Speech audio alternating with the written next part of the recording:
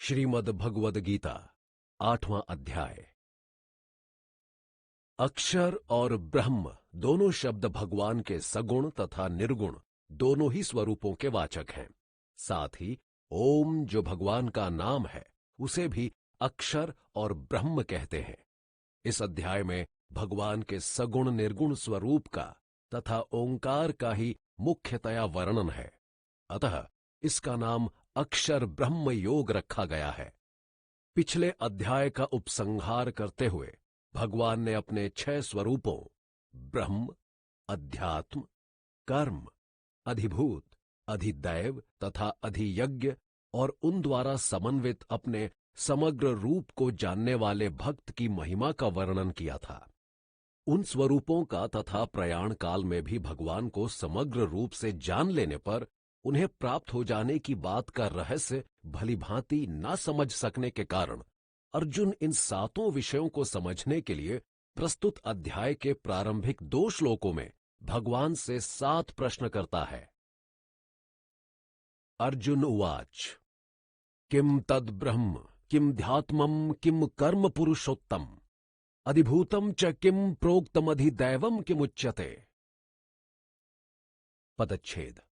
अर्जुनः अर्थात अर्जुन, उवाच यानी बोला, किम अर्थात क्या, तत् अर्थात वह, ब्रह्म यानी ब्रह्म, किम यानी क्या, अध्यात्मम अर्थात अध्यात्म, किम यानी क्या, कर्म अर्थात कर्म, पुरुषोत्तम हे मनुष्यों में श्रेष्ठ कृष्ण, अधिभूतम अर्थात अधिभूत, च अर्थात और, किम अर्थात क्या, प्रोक्तम कहा गया है, अधिदैवम अर्थात अधिदैव, किम अर्थात क्या, उच्यते कहा जाता है।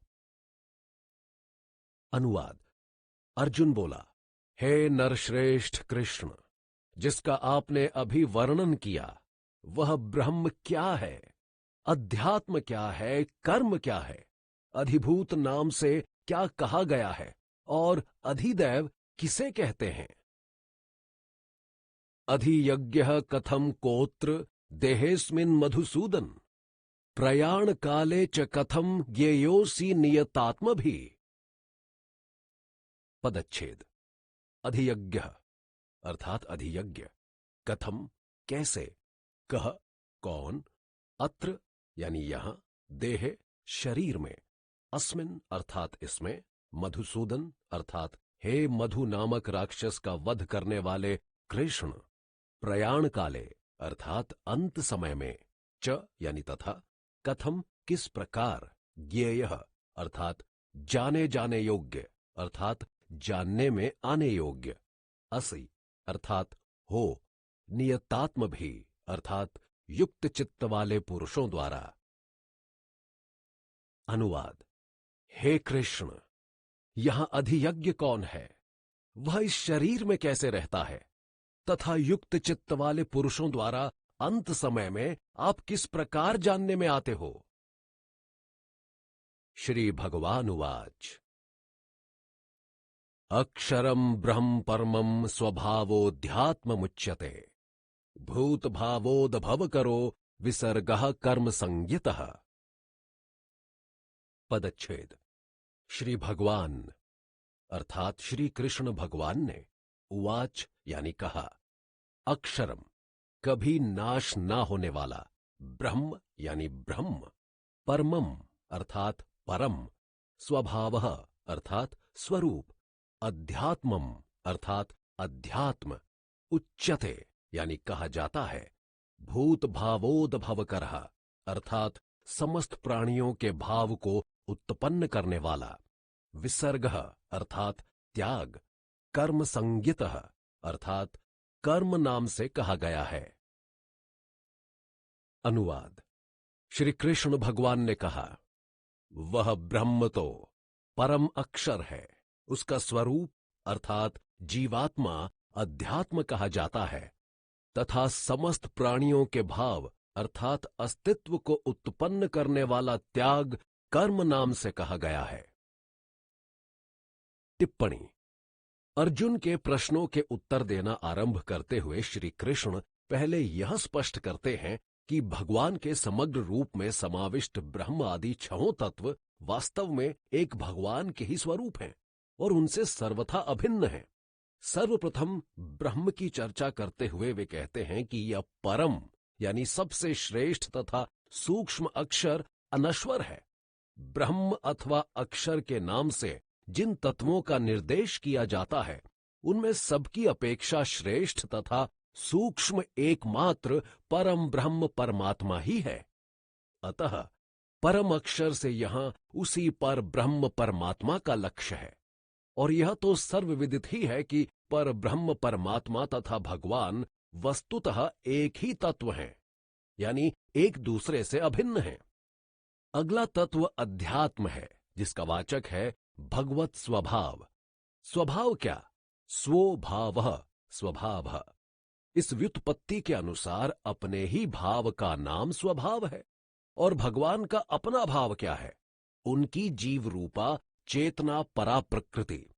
जब यह निर्विकार पराप्रकृति रूप भगवान का भाव आत्म अर्थात शरीर, इंद्रिय, मन, बुद्धि आदि रूप अपराप्रकृति का अधिष्ठाता होकर उन सब में व्याप्त हो जाता है, तब उसे अध्यात्म कहते हैं। मोटे शब्दों में अध्यात्म का अर्थ हुआ चेतन जीव समुदाय। अब चेतन पराप्रकृति तो भगवान की अंश रूपा होने के कारण उनसे अभिन्न है। अतः वह अध्यात्म नामक संपूर्ण जीव समुदाय भी यथार्थ में भगवान ही का स्वरूप होने के कारण उनसे अभिन्न हुआ। तीसरा तत्व कर्म है, जिसका अभिप्राय है भूतों के भाव को उत्पन्न करने वाला विसर्ग यानी त्याग। यहां भूत शब्द चराचर प्राणियों का वाचक है। इन भूतों के भाव का उद्भव और अभ्युदय जिस त्याग से होता है, जो सृष्टि स्थिति का आधार है, उस विसर्ग या त्याग ही का नाम कर्म है। महाप्रलय में विश्व के समस्त प्राणी अपने अपने कर्म संस्कारों के साथ भगवान में विलीन हो जाते हैं। उनके विभिन्न भाव भी प्रकृति में विलीन से हो जाते हैं। फिर सृष्टि के आदि में भगवान जब यह संकल्प करते हैं कि एको हम बहुश्याम प्रजायेय, मैं एक बहुत हो जाऊं, प्रजा की उत्पत्ति करूं, तब पुनः उनकी उत्पत्ति होती है। भगवान का यह आदि संकल्प ही अचेतन प्रकृति रूपी योनि में चेतन रूप बीज की स्थापना करना है। यही जड़ चेतन का संयोग है, यही महान विसर्जन है और इसी विसर्जन या त्याग का नाम विसर्ग है। इसी से भूतों के विभिन्न भावों का उद्भव होता है। सीधी सी बात यह है कि भगवान के जिस आदि संकल्प से समस्त भूतों का उद्भव और अभ्युदय होता है, उसका नाम विसर्ग है।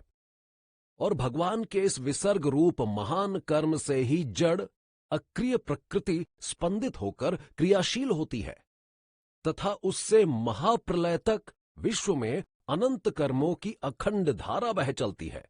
इसीलिए इस विसर्ग का नाम कर्म है। देखा जाए तो भगवान का यह भूतों के भाव का उद्भव करने वाला महान विसर्जन ही एक बृहत समष्टि योग है।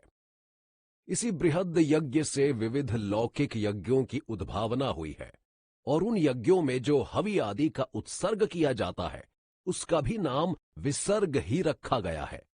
उन यज्ञों से भी सत्प्रजा की उत्पत्ति होती है।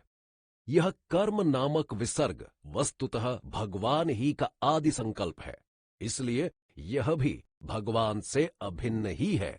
अर्जुन के 7 प्रश्नों में से प्रारंभिक 3 का उत्तर देने के पश्चात भगवान अब अगले 3 की चर्चा अगले श्लोक द्वारा करते हैं।